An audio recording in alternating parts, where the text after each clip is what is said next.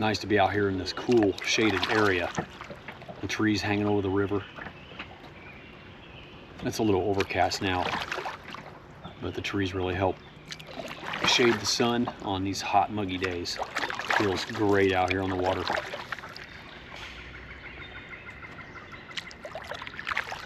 Well, I'm currently 3 miles in, and the sandbar right back there behind me was occupied with a family fishing, and there was no firewood on it anyway.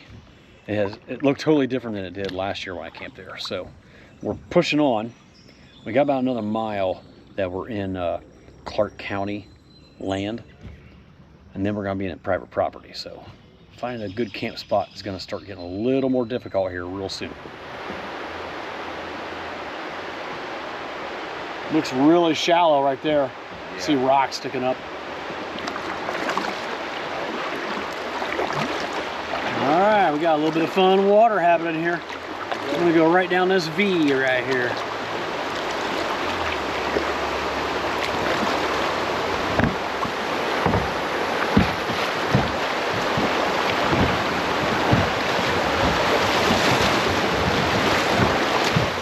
Well, it is 7 p.m. and we're getting close to desperation time. I'm ready for a campsite, a fire, and some dinner, and there is nothing to be found. We may try to camp at Mad River Adventures, but I don't have the owner's cell number, so I don't know if we can just slip in there and camp or not. I'd like to speak with the owner before we do something like that. We're still hopeful there's a sandbar coming up, but there hasn't been a sandbar for miles.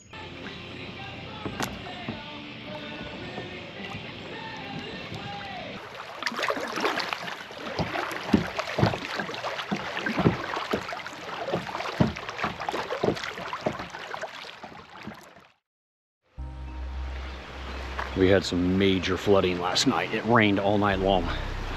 You can see the water levels are up right here to my kayak and paddle, 4 feet from my tent. And if I wouldn't have got up an hour earlier, I would have lost my kayak and paddle right down there. It's rising like an inch every 5 minutes. It is moving. So I'm guessing I got about 10 minutes to get packed up, or my gear will all be underwater. Man, that was a close one. Here's where my tent was. I just got it broke down. I just stuffed everything in my dry hold, and my dry hold had 3 inches of water in it this morning. Even though I had my kayak tipped upside down, I forgot to close my dry hold area, and it was underwater. So I had to get my water out of the dry hold area, and it was tricky because there's not a drain hole for that, because that's supposed to remain dry, right? So I got as much out as I could. I used my cup to scoop the rest of it out, and then a chamois cloth to dry it all out. Got everything in there, and while I was packing up, you can see how much the water rose. I can just about float out on my campsite right now. This was a very close call, and if Michael over there had not yelled at me this morning about an hour ago, I would have lost my kayak and paddle. The paddle was already getting ready to float away, but my kayak would have floated away, but it would be underwater right now and drifting downriver, I'm assuming. Wow. We got 5.5 miles left. I bet you we're gonna be there in less than an hour. This is gonna be exciting, and I'm gonna play it safe. Got my PFD on me today. I just bought it off Amazon last week, so I'm ready to rock and roll. I was hoping to sleep in today till 8 o'clock, have a campfire, enjoy coffee and breakfast. Look at this. The water level is literally 4 inches below my campsite right there. There goes my kayak. It's getting ready to float away on its own. That's how much the water has risen in 10 minutes. I was hoping I didn't have to drag it through the rocks again to get out of here, and I guess I'm not gonna have to. We're gonna float right out, folks. Look at that, there it goes on its own. I have not touched it. Wow.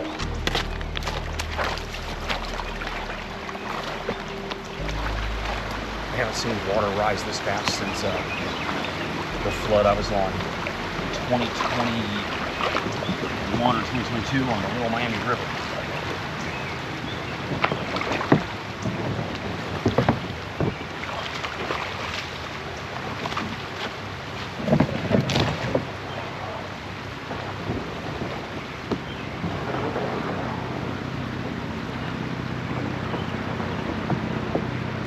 So where I'm at right now is where I walked to get to their campsite last night. Let's go check out their site. They were completely underwater. Oh my gosh. They got one little spit left to stand on. There's their campsite. It's under 2 foot of water. Yeah, to your knees.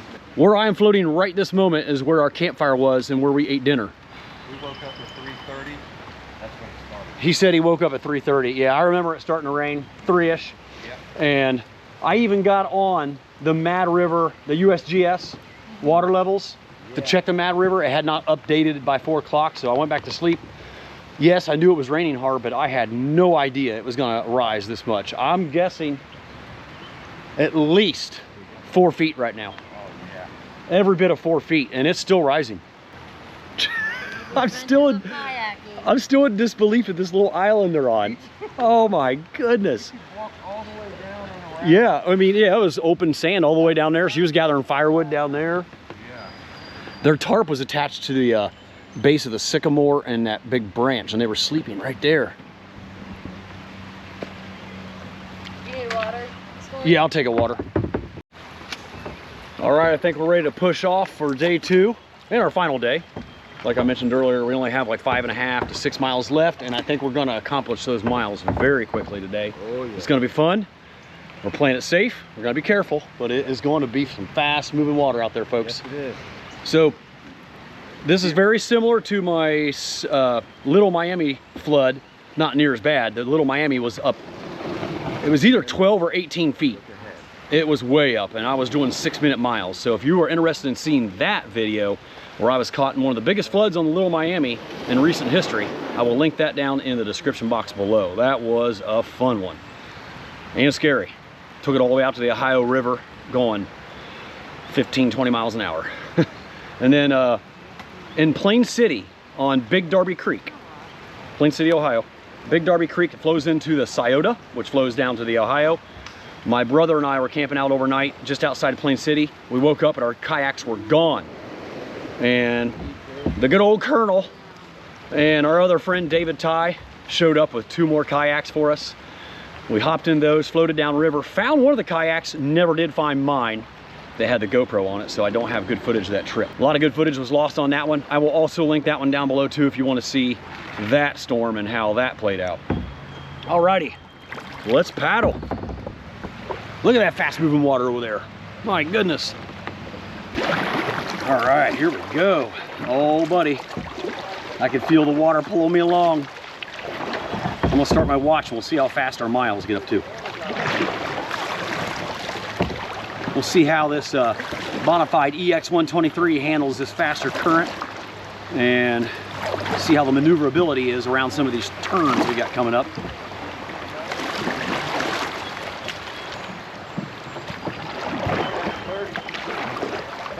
Yeah, this water's a dirty, murky mess this morning. I don't know how much rain we got. I'm guessing it was 3 or 4 inches with this kind of flooding. So one thing I noticed about the Bonafide EX123 on my last Mad River trip a month ago is that when I hit some little rollers, you know, some rougher water, the front end is so light it wants to kind of boom, boom, you slap the water. I'm gonna try to get that happening up here when we get some more choppy water, show you how it kind of slaps. It doesn't roll as good with the motions like my Perception Hook 10.5 does, which is the same as the Sound 10.5, by the way. The hook and the Sound by Perception are the same kayak. The hook is set up more for fishing.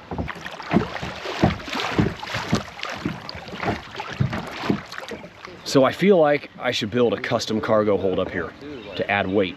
I mean, I can strap things underneath that bungee cord area up there, but it's exposed to the elements. I'd rather have another dry hold area up front there. I don't know if I can custom make one or not. Might be worth a try. So yesterday, before we found camp, I reached out to Ted, the owner of Birch Bark Canoe Livery, to see if he had the owner's number of Mad River Adventures, because I knew it was after hours. It was like 6:30. No, it was probably 7. And I knew it was going to be tough for us to find a good sandbar to set up camp at. So Ted sent me Devin's cell phone number. So I texted him and told him who I was and that I got his number from Ted and that we were looking for a campsite and having difficulty and wondering if it would be okay if we set up camp at his location at Mad River Adventures, which is right up ahead here, about 100 yards away, and I'll show you when we pass by. He never reached back out to me, so luckily we found that little sandbar that we were on. Everything worked out all right, and it started pounding rain at 3:30 like we were just talking about, and I dreamt that Devin finally called me back and said, yeah, come on down and set up camp. So we were setting up camp, and it's pouring down rain because, you know, I can hear it in my dream. That's probably why I was dreaming about rain. And he came out and talked to us and was just a happy, jolly guy and thrilled that we were there setting up camp at his place. And he goes, you know what, guys? We got the griddles turned on, the kitchen's up and running. Come inside our cafeteria for a hot breakfast. And then I woke up. It was great. It was, what a crazy dream. Too bad that didn't come true because I could go for some hot breakfast about now. All right, here's Mad River Adventures. The owner's name is Devin. Nice place, and usually there's an easy takeout right here, all sand and gravel right here. But they have about 10 or 12 sites for camping right in the woods here.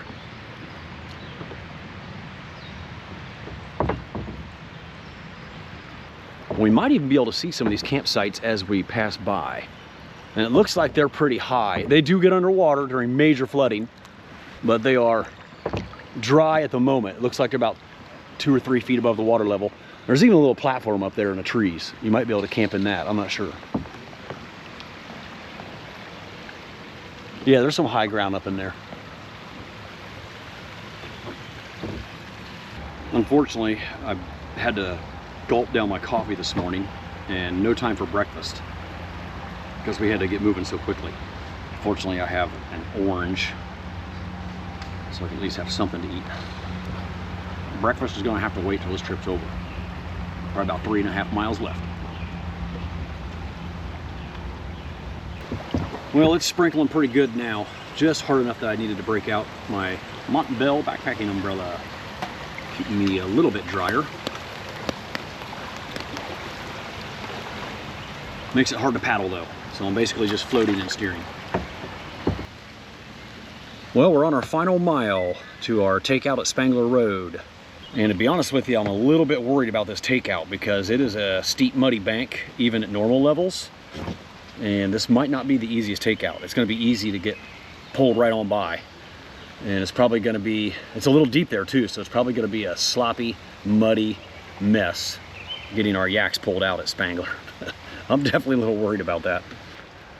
Came upon this nice little gravel bar, an easy takeout. Haven't seen too many of these. Perfect place to stop for a little bathroom break. Only got a half mile left to go. This is actually a pretty nice sandbar. It'd be a little difficult to get firewood with all this overgrowth. Beautiful section. All right, just a half mile to go.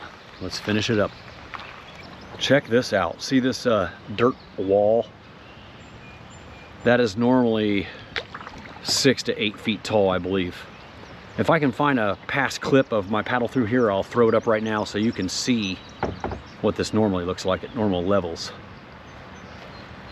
My goodness. Just eating away at that farmer's field. All right, the takeout wasn't bad at all. I was able to paddle right up in here. It was actually easier with the higher water, but Mike's having trouble getting back. He's struggling to get back over here. That water is moving right there. If you can't make it over here, there's another spot right down there, I think. You want me to go check it out? Yeah.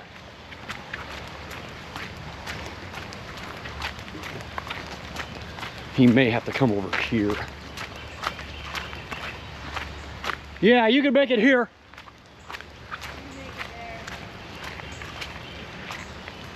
This might actually even be better. He can come right up here on this gravel. Perfect. Perfect spot right here, Michael. You're gonna miss this one too. Oh no! If you don't make it to here, I can't help you. Oh, there you go. You made it. That's a strong current. Yes, it was. All right. We made it. We all made it off the river safe and sound. I'm gonna go get my truck and we're gonna get loaded up. So just to give you an idea of where the parking lot is, it's right through that little tunnel and trees. I'm gonna go drive around, pull in here, and back right down there. It's gravel, so it'd be a perfect spot to load up the yaks.